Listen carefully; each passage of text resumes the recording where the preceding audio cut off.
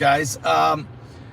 We do have breaking news that's coming right now. We've been waiting for this to happen, and now it looks like it's developing in Europe. Some very important news. Let me just quick shout for www.pastorpaulgold.com. That's www.pastorpaulgold.com. If you're looking to roll over your 401k or set up a gold or silver IRA, do it at www.pastorpaulgold.com. Noble Gold will give you an expert to help you, and you can call them at 877-646-5347. That's 877-646-5347, and tell them that Pastor Paul sent you there. All right, so here's what's going on. We have development coming out of Europe. Vladimir Zelenskyy, this just happening, just right now. In the last 25 minutes or so, Vladimir Zelenskyy has said that he would be willing, literally would be willing, to cede some of the land that Russia has taken. Matter of fact, he pretty well is saying that everything that Russia is controlling right now in eastern Ukraine, of course they've had Crimea for 10 years, so that's a done deal, but all the territory that Putin has taken right now in eastern Ukraine, he'd be willing to cede that to Russia. But in return, he wants to be under the NATO blanket. He wants to be completely under NATO with the rest of the land he has left.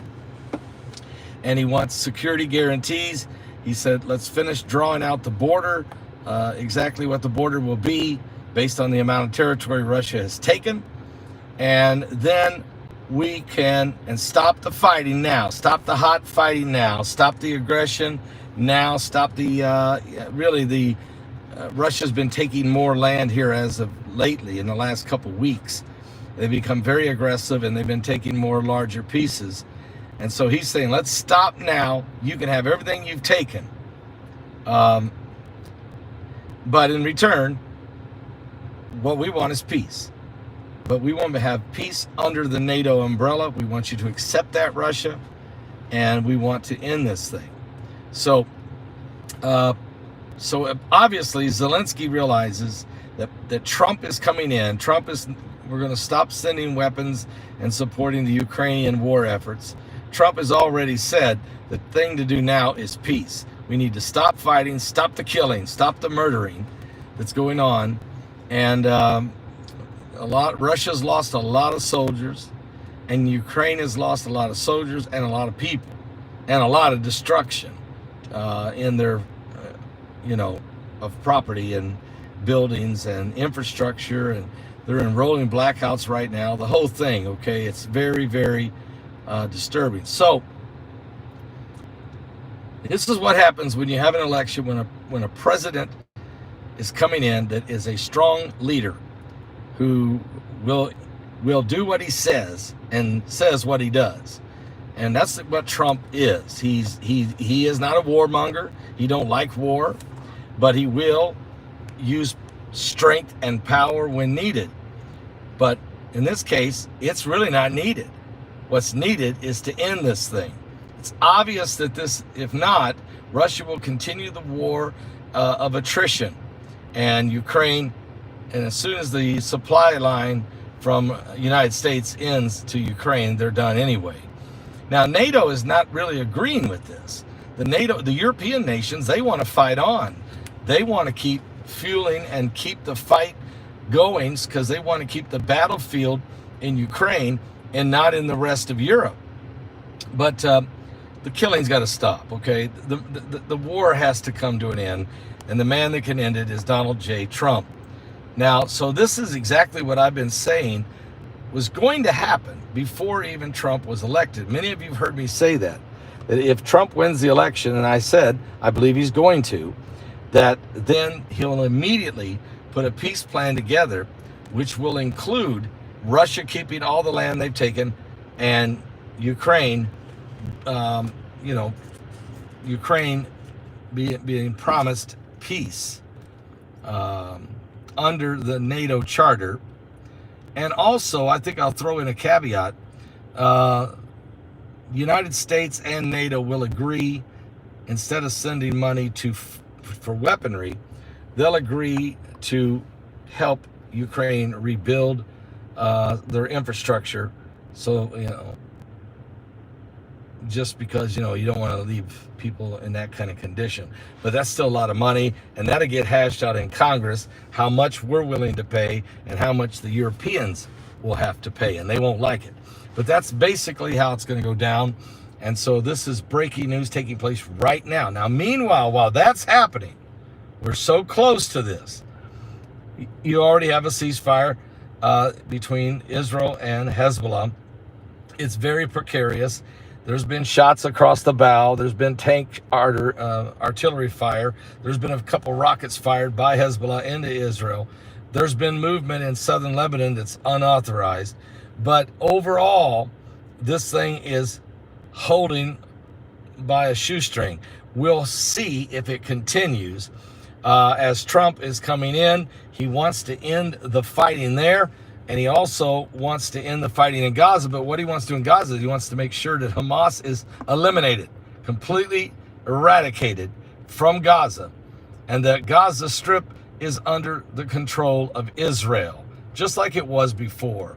In 2006, when George W. Bush, and he really messed it up, when Bush ordered all the Jews to give up their homes and leave the Gaza Strip, he ordered it, and it was done in 2006.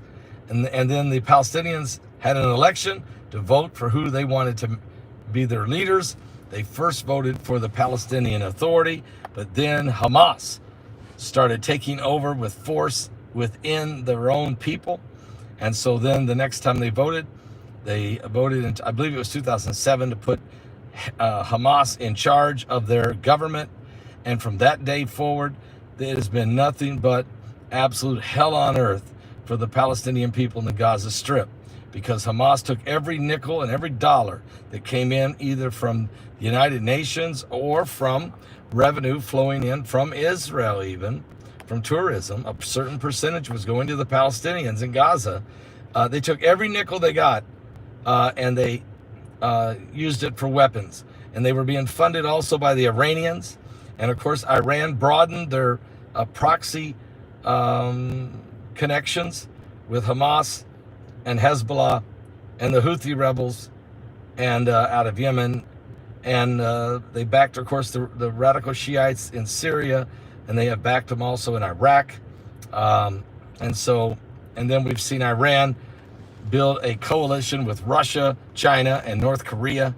And so this whole thing is starting to turn on its head. The Iranians are going to be cut to their knees economically by President Trump. He will drain them and block them from their abilities to sell probably 90% of their oil. And he'll keep the hammer on them. He'll eliminate Hamas and really liberate the Palestinians from the Hamas. But the Palestinians now, this is really deep. This hatred of Jews runs very, very deep. It's a religious death cult that it's not going to go away overnight, okay? It's not going to go away overnight. The question is, let's go back to Europe for a minute. The question is, will Vladimir Putin agree to end the war and keep the land that he has taken? He can claim victory.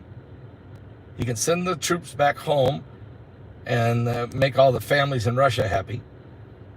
And he can build some type of a new agreement with the United States. I would think that would happen. First, there'd be this agreement between Russia and Ukraine, and NATO would blanket that by taking Ukraine in. Russia's not going to want to do that. They're not going to want them to go into NATO, but they're going to have to give that one up if they're going to get to keep the land they got. And number two, but then again, Putin may say, Trump doesn't want to fight. Trump don't really want a war. Maybe I'll just keep going. Let's see if he will jump in or not. Maybe he'll sacrifice Ukraine. I mean, Putin is KGB, guys. He don't underestimate him, and don't underestimate Trump. And Zelenskyy will do whatever Trump tells him, because if he don't, his nation will not survive. So, and he won't survive, because there's a ton of assassination plots by Vladimir Putin that he's put on to kill Zelenskyy.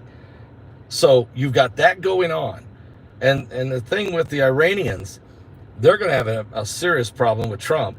That's why they have assassination plots on him, because he's going to squeeze the life out of them as far as their ability to continue to work toward nuclear weapons. It's going to be a very interesting 4 years, America first, but you do have to also break up this vortex of evil.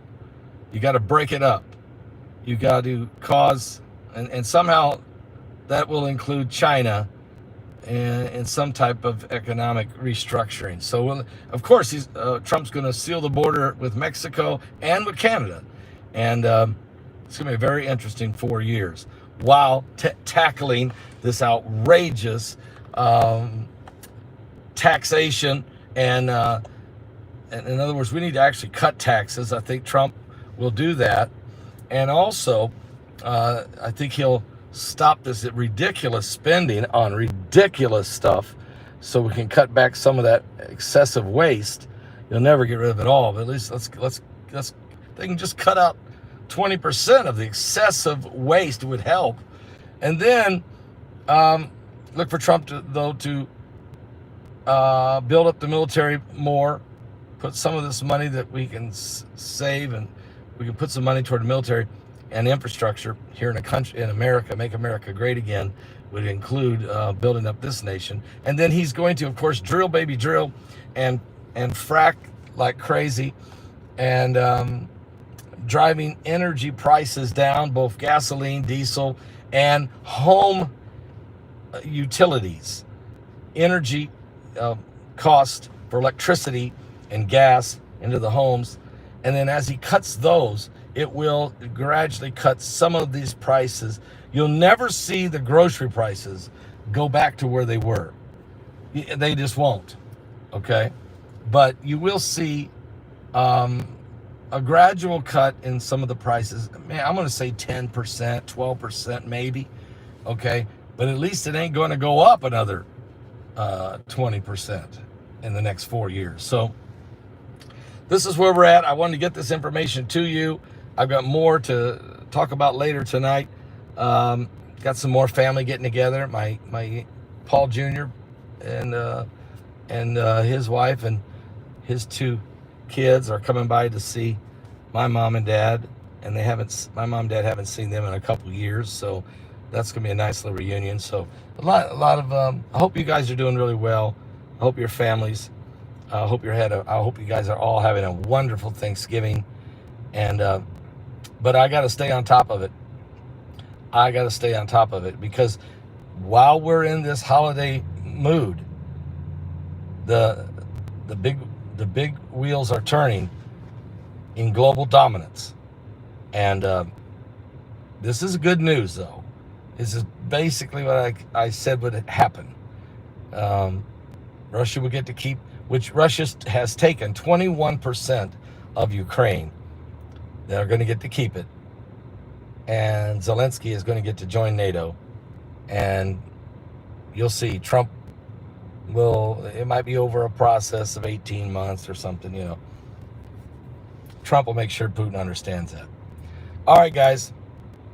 Give your life to Jesus Christ, because, hey, you know, we're in a great time. We're in a very, very dangerous time, because we were literally on the brink of World War III between these 2 wars. And I just thought about it. I thought, you know, if Trump had lost the election, where would this world have gone?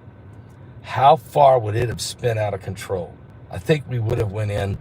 Biden would have taken us on into World War III. But God's got a plan, and prophecy is going to be fulfilled, and Jesus is coming back. Give your life to Jesus Christ. Be born again. I'll be back with more. Are you serious? I'll be back.